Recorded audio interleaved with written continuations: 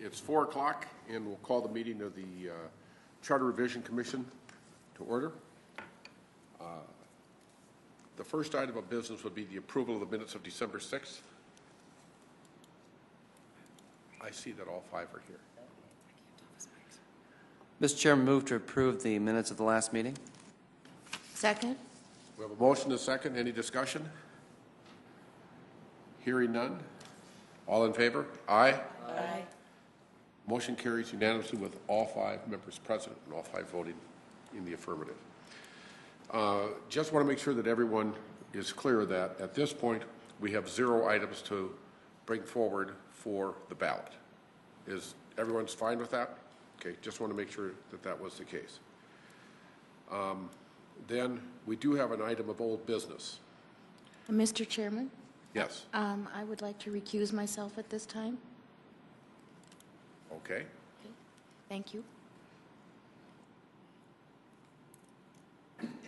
Thank you. Thank you, Commissioner Itzman. You're recused?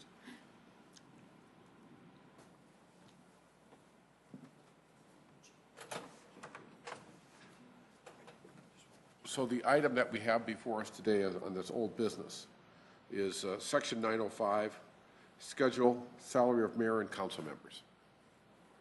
I think we were going to have some information at this meeting.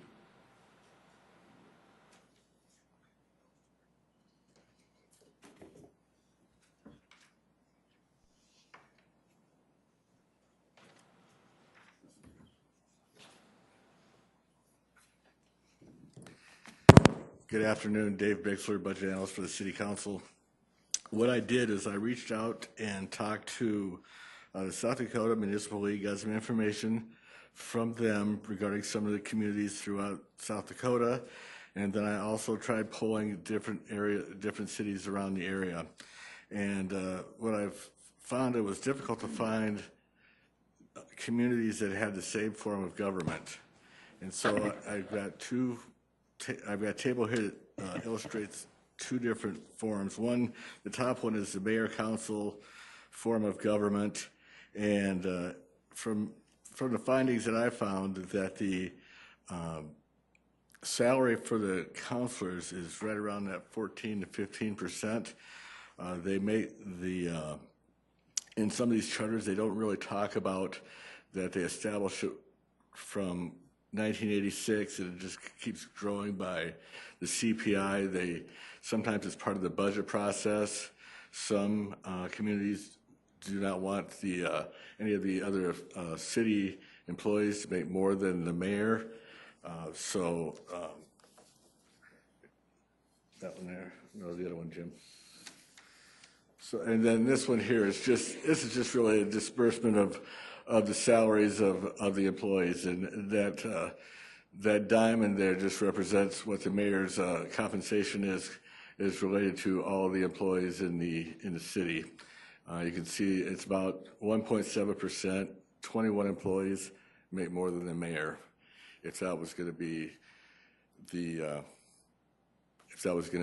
a level that you didn't want to exceed.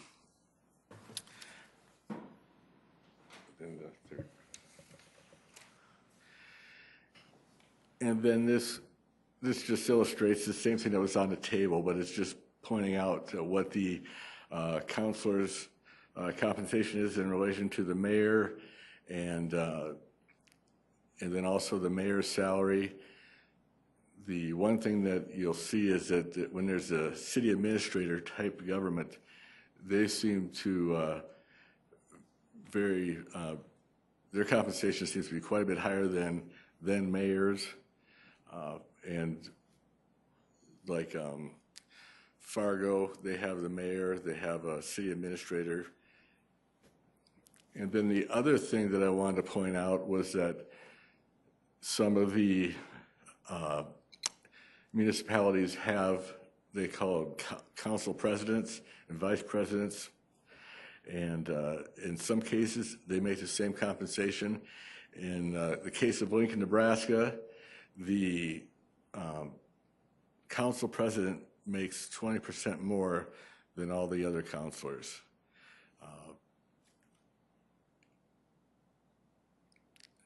In Watertown, they have the differentiation, but they make the same. The counselors make the same across, whether they're in leadership or not.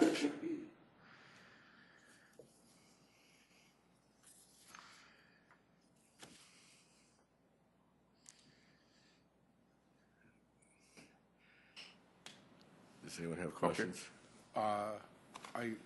I would say I appreciate the information to see what is there. Seems to be very well organized and set forth, so thank you. You're welcome. Does anyone have any questions? Mr. Chairman, Yes. I would echo your comments. This is very, very helpful information. I really appreciate all the time you put into this and very well presented. Thank you. Thank you. I know Director O'Toole's here, and I've talked with him too at the beginning of this process, and I think he probably has some information to add, but my information is independent from what he's providing. Okay. Thank you.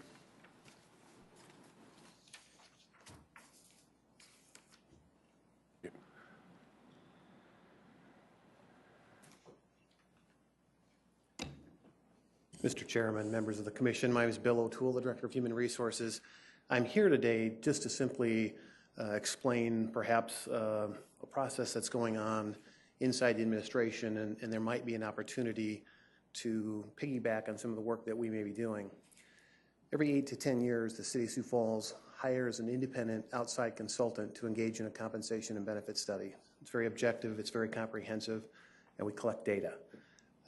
I would offer this commission, if you're so inclined, if you would like to have us visit with our consultant and see if there's not an opportunity for us to collect some data from some of the organizations that we compare ourselves with respect to employees. Now, I know that's not an exact situation, but there may be some entities out there that share a similar style of government. And if you would like us to explore the opportunity to maybe collect some additional data for you, I would certainly be willing to engage our consultant to see if that's something that's viable. I think in doing so, it would not expand the scope or costs that we would incur. So I'd simply offer those services if you're so inclined to take us up on it. Mr. Chairman, just a question on that. We appreciate the offer. How long of a process would that be for that consultant to add in that additional inquiry into his analysis? It wouldn't change our we have a deadline for the consultant to complete all the work by mid-April of next year. Thank you.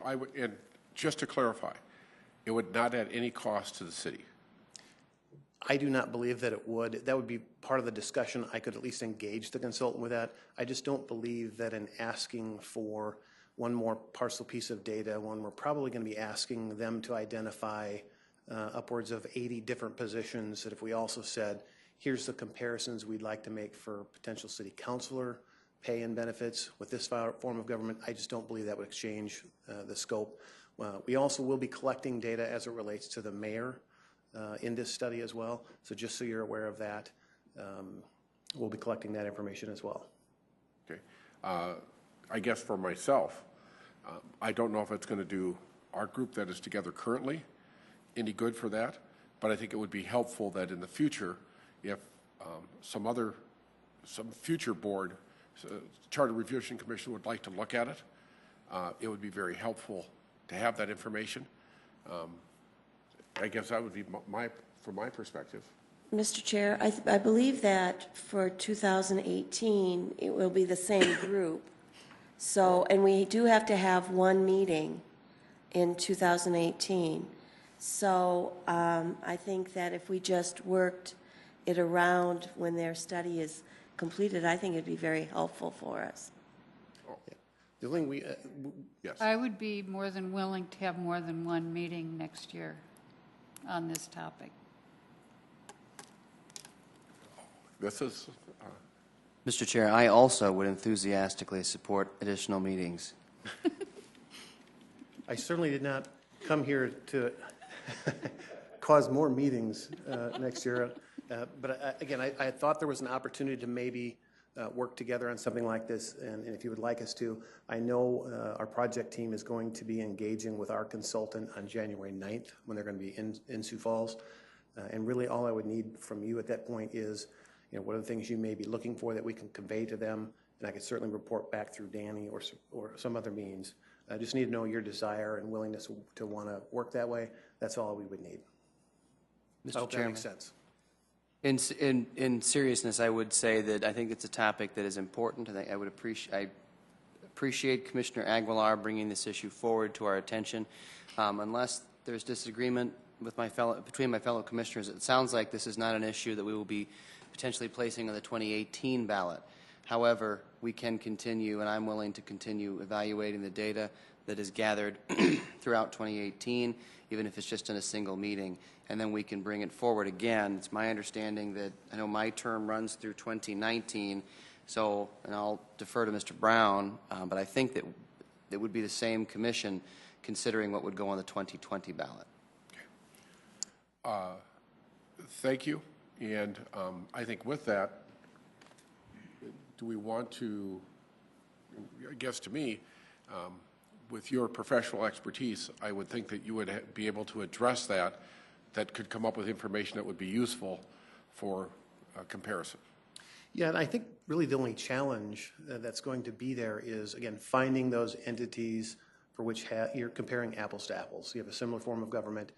I can't sit here and say there's going to be 5 or 10 jurisdictions that would be like that.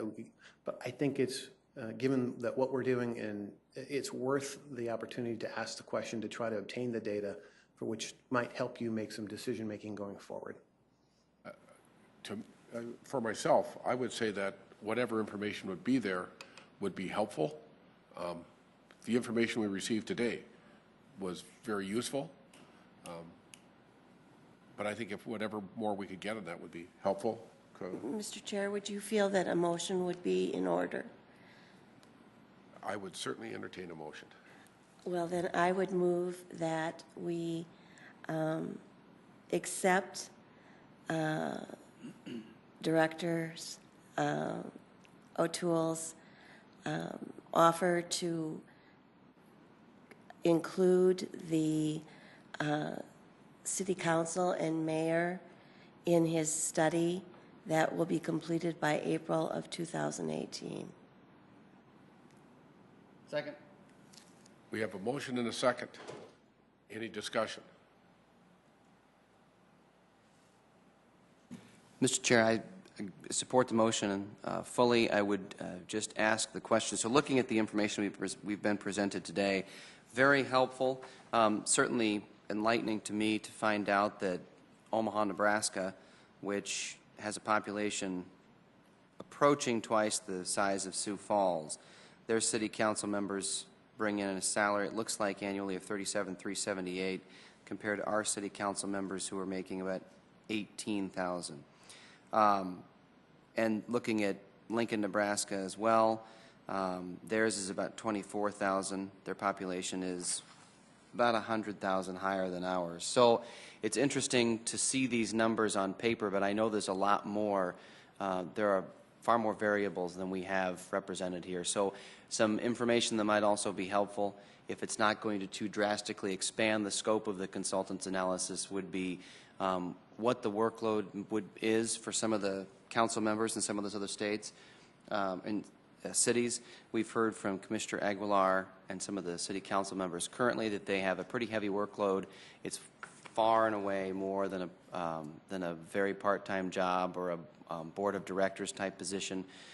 So that would be helpful. Maybe also some discussion of if there's benefits that are received as part of their compensation in some of those other cities over and above or different from what our council members and mayor have in Sioux Falls.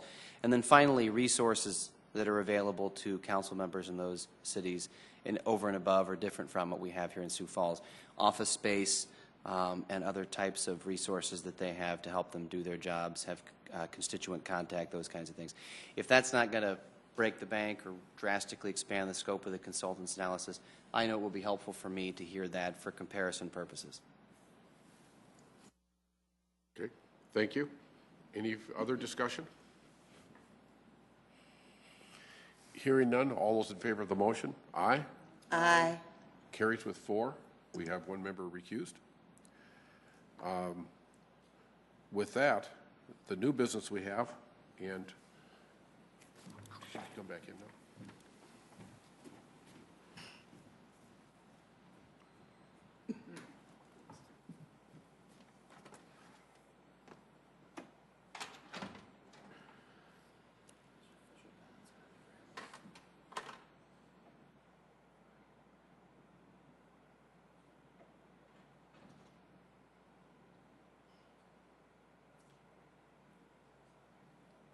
Well, while we're waiting for new business, is there anyone who wants to have any public input?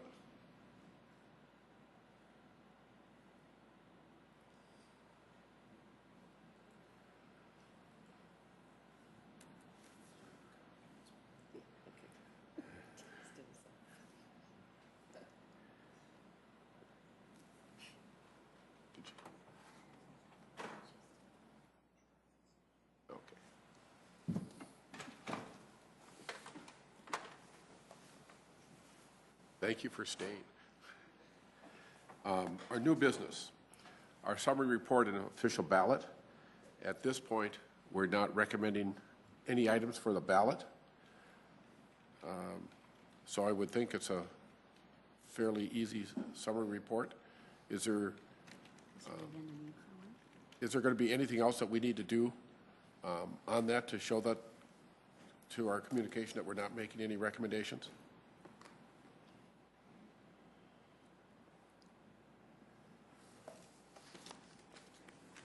I don't really think so. I will verify it, but at this point, if you're not making a recommendation to place anything on the ballot, there wouldn't really be a report to be given. Okay. So on that one, with no summary report or official ballot, it's going to be pretty easy to review. We've asked for public input, hearing none. Open discussion.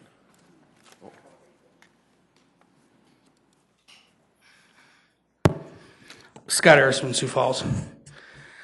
While I haven't attended these meetings in person, I have watched them all this year. And I have to say that I'm very disappointed. Not in all of you. I think that some of you worked really hard to try to get stuff on the ballot. But I think some of you worked really hard against the citizens to put stuff on the ballot. One of the main reasons why we have the Charter Revision Commission, as you all know, as some of you have been here for a while, like you've been on there for a while, Bob, is to put things on the ballot that the council may not have the power to change, shouldn't change, for instance, their pay. That should be up to the citizens. And let the citizens vote on it. A lot of times in this state, people get confused. They think if someone signs a petition or if something's on a ballot, that automatically it passes, or it's that you are for it. Just because the Charter Revision Commission may say something should be on the ballot, that doesn't necessarily mean that you are for or against that item. That simply means that you feel that it's important enough for the citizens to vote on it. I thought that there was many great items brought forward throughout these sessions that should have been on the ballot. For one, we should have never changed the plurality thing, and I think the citizens should have voted on that and to decide that. I think the 60% threshold for bonds is very important, especially over the past 7.5 years, some reckless spending we've done. I think that the pay thing would have been obviously there needs to be some more studies done, but I think that would be a great thing to be on the ballot too. There was many opportunities for you guys to put at least something on the ballot this time, and they always were stomped down by some legal mumbo jumbo or whatever. The citizens are the ones that decide. I don't think anybody would ever come back at the Charter Revision Commission if a thing passed and it turned out not to be good or not beneficial to the city. I don't think any citizen would ever come back and look at you guys and say, well, that Charter Revision Commission, they should have never put that on the ballot to begin with. No, it's the citizens. We're the ones that vote on it. We're the ones that decide. And I believe we missed a huge opportunity here to put on a lot of really good items that were just kind of swished aside because of the big old what if. Well, that's not up for you to decide of the what ifs. And like I said, I'm disappointed that we didn't even get at least one thing on there. It's unfortunate. And I'm sorry to you guys that you spent all this time of your own time, volunteer time, coming up here, sitting through these meetings to produce really nothing. Thanks. Thank you. Anyone else?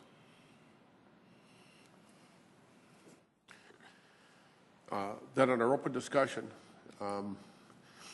it appears that we get to have some meetings in 18 as well. Is there a time preference for that one? I would think we'd want it after April. Do you want to wait till the fall? In the past, we've typically had a meeting in September, October, or we'd rather have it in May, so we'd have enough time to move forward with things.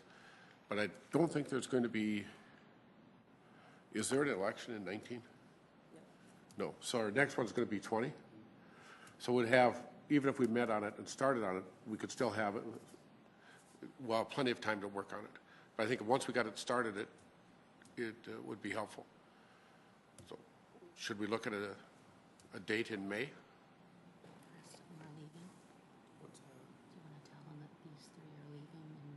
I haven't checked my calendar that far out.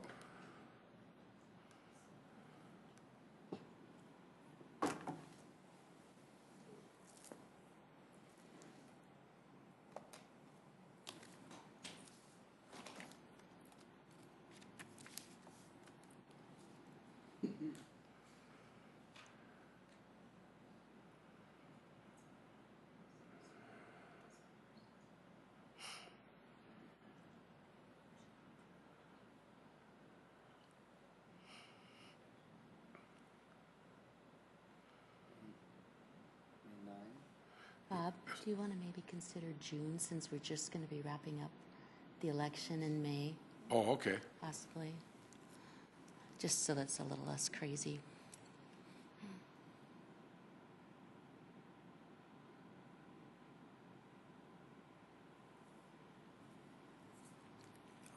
So either June 6th or June 13th, would one of those dates work? That works. Any preference? Then let's go with the 13th. You'll have planning commission at, is it 6 o'clock? That's they on meet? the 6th. On the 6th, but if we do the 13th, we should be That fine? works? Okay. Okay. So we'll go with June 13th, 4 p.m.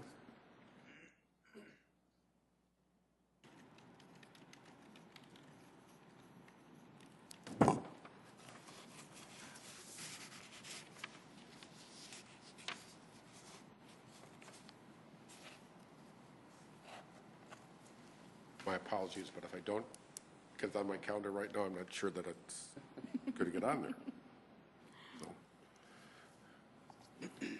So now, June 13th, 4 o'clock. Okay, so that will be our next meeting.